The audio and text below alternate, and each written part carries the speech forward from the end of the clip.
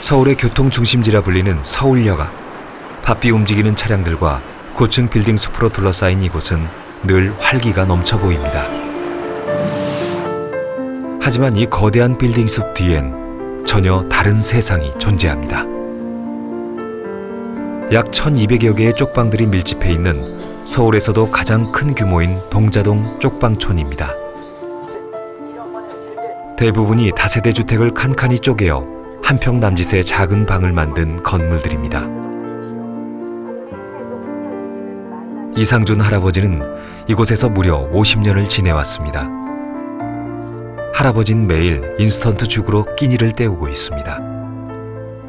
저녁은요? 저녁도 이거 하루에 2개. 저녁도 죽 드시고?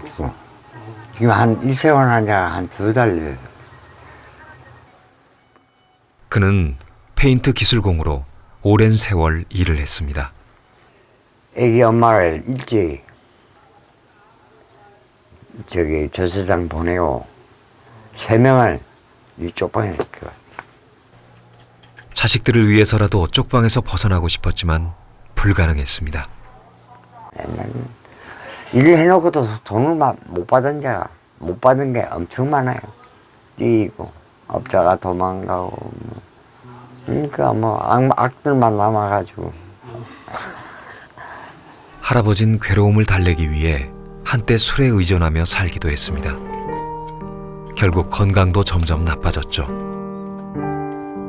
이제 뭐 있나. 형편이 어려운 자식들에게도 기댈 수 없는 처지다 보니 홀로 가난과 외로움을 견디며 하루하루를 버텨내고 있습니다. 그것도 정말 내버려.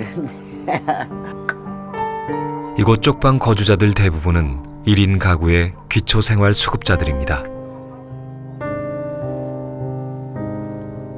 월세가 좀 더 저렴한 정수 씨의 방은 발을 뻗기조차 힘들 정도로 좁습니다. 선생님 잘 때는 그럼 발 어떻게 하고 주무세요? 이렇게 예? 이리 앉아. 이리.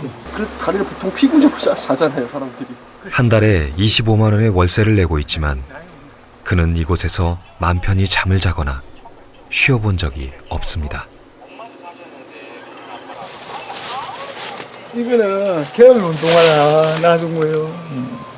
새 거에 새 거. 아, 밖에 내놓으시지? 그게 놔두면 누가 훔쳐간다니까. 아, 그래요? 나 몇 번이 다 버렸어 신발. 여기는 도둑놈이 많아. 도둑 때문에 가뜩이나 좁은 방 안에 물건만 쌓여간다는데요. 날이 더워질수록 창문 하나 없는 방 안에서 지내는 것이 더 고역입니다.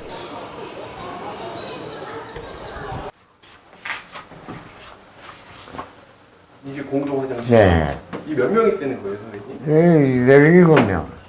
그럼 샤워는 어디서 해요 선생님 샤워는? 샤워는 요 문 닫고 요 포장 내리고. 문 하나 마련되어 있지 않은 세면장. 열악하기 짝이 없습니다. 저기 문이 있는데 공용 화장실과 수도 시설은 이곳 생활에서 가장 힘든 것 중 하나입니다.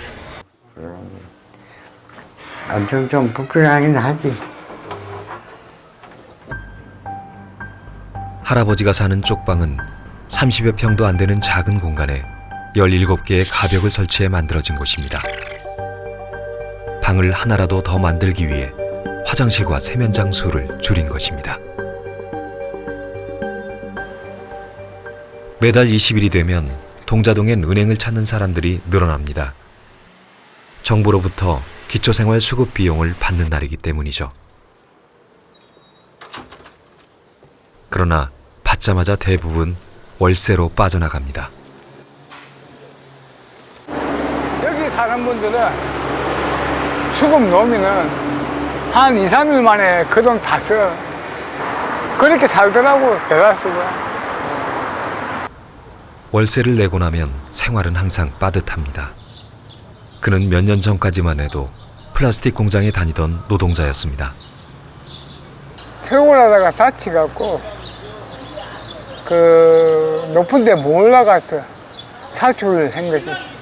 간질탕에 간질하다가 이 바닥에 때려버렸어, 머리를. 다행히 지금은 내가 발작을 안 하고 이렇게 편안하니까. 그래서 내가 사실 내 욕심에 일을 좀 했으면 그런 마음이 들어서 편의점이라도 일을 했으면 한다 그런 욕심이 드는 거예요. 지금 편안하니까. 다시 일을 하고 싶지만 취업을 두고 그는 고민이 많습니다. 뭐 이렇게 취업하는 게 낫나 이게 뭐 수급받는 게 낫나 지금도 헷갈려요. 어느 게 나을까. 왜요? 일하면 수급비가 끊겨요? 그러죠. 아예 안 주죠. 일하면은 그냥 아웃되죠. 이런 걸 갖다 버릴 이유가 있습니까? 쪽방에서 벗어나고 싶어도 마음뿐입니다. 골목길을 걸을 때마다 발에 차이는 쓰레기들. 주변 노숙인들까지 몰려오면서 쪽방촌 주변은 악취가 가시질 않습니다. 조그만 어디 식당 가도 당당하지가 못한 거야. 내 자신이 이렇게 살다 보니까, 쪽방 살다 보니까. 여기 서울역에서 어느 식당 가면은 다들 그냥 나를 노숙자로 취급하는 거 있잖아. 내가 암만 깨끗하게 입고 가도 일반 노숙인하고 똑같이 취급해요. 내가 암만 깨끗하게 입고 가도. 그러면 내가 불편한 거야. 그렇게 대우받는 내 자신이. 그래서 나갈 때 내 몸에다가 향수 뿌리고 스키 뿌린다니까. 쪽방인이라는 보이지 않는 차별에 그는 점점 더 위축되고 있습니다. 그렇다면 쪽방에 사는 이들은 얼마나 될까요? 공식 조사한 쪽방인 수는 6,192명이지만 자신이 쪽방에 산다고 응답한 이들은 74,000명이 넘었습니다. 판자촌을 비롯해 고시원과 숙박업소 등 쪽방은 여러 형태로 존재하고 있습니다.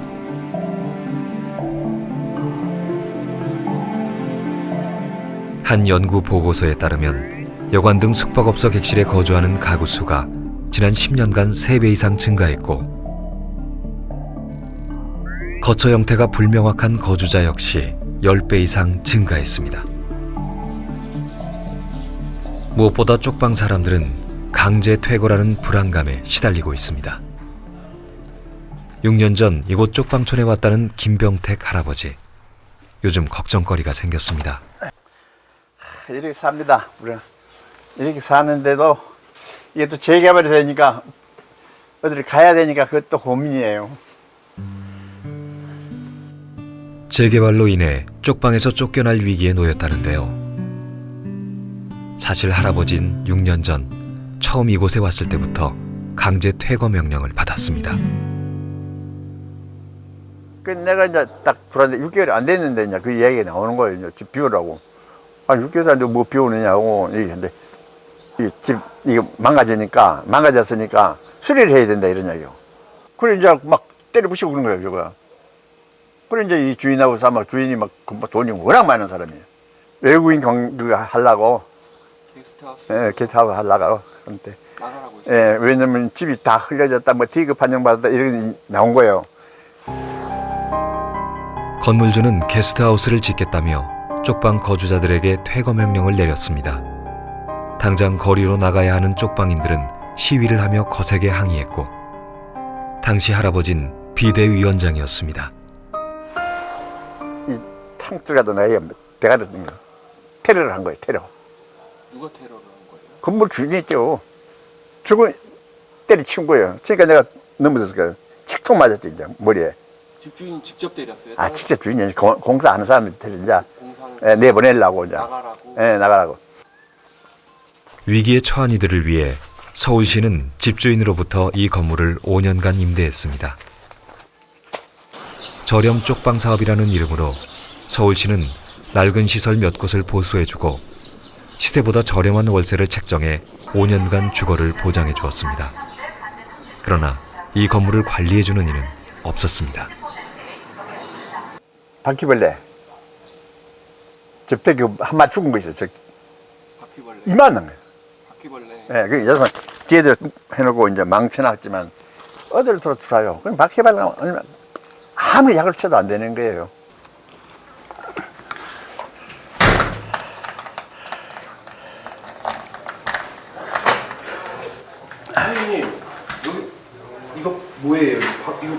바퀴벌레 아니에요? 바퀴벌레. 죽었네요. 예, 바퀴벌레가 많아요? 많아요. 잘 때 불편하시겠어요, 바퀴벌레 있어서. 나진 않지만 불안하죠. 무엇보다 불편한 건 화장실이었습니다. 공동으로 사용하는 화장실은 몇 달째 고장이나 물도 내려가지 않는 상태입니다. 보여주고 싶지 않아요. 월세를 내고 있지만 서울시도 건물주도 관리에 대해선 책임을 지지 않고 있습니다. 화장실은 됩니다. 막 빗막 줄줄 새거든. 물 새고 그래요. 물 떨어지고. 물 떨어져요? 예, 그래서 막. 아무리 낡고 지저분한 쪽방이라도 할아버진 이 공간이 소중합니다. 내년이면 건물주와 서울시 간의 임대 기간이 만료돼 또다시 갈 곳을 고민해야 합니다. 아이, 비좁은 건 상관이 없어요. 이래 맘 놓고 살 수 있다는 게 참 다행이에요. 이 재개발에 대해서 이제 나가라는 이게 이제 문제가지. 아니, 식사를 왜 다 안 하세요? 끝냅시다. 예. 입맛이 없으세요? 곧 닥쳐올 미래에 마음이 불안하다는 할아버지. 근처 교회에 가서 예배를 드리며 위로를 받고 있습니다. 가난한 이들에게 쪽방은 보장되지 않는 불안한 주거지입니다. 내년에 공시되면은 나가야 되잖아요. 갈 데가 없잖아요. 어디로 가겠습니까? 1970년대 개발 붐으로 인해 일용직 노동자들의 임시 거처가 되었던 쪽방촌. 교통이 편리한 중심가에 있다 보니 재개발 투자 지역으로 손꼽힙니다. 정부는 주거 빈곤층을 위해 공공임대주택을 제공하고 있지만 쪽방 사람들에겐 그림의 떡입니다. 보증금 없이 월 20만 원으로 방을 구할 수가 없기 때문이죠. 지금은 한국의 공공임대주택이 한 5% 내외이거든요. 결국은 대부분은 민간임대주택 시장에서 집을 구해야 되는데, 그런데 일반적인 민간임대 시장의 전월세에 이분들은 진입할 수가 없는 거예요. 너무 비싸기 때문에. 기본적인 보증금도 비싸고 월세 수준도 비싸고, 그러다 보니까 사실상 정상적이지 않은 민간임대주택인 쪽방이나 혹은 고시원을 주거로 삼는 거죠. 과거 일용직 노동자들이 하루 숙박비인 일세를 내던 것과 달리 지금의 쪽방에는 5년에서 10년의 장기 거주자가 많아졌습니다. 그만큼 누군가에겐 꼭 필요한 주거 공간인 셈이죠.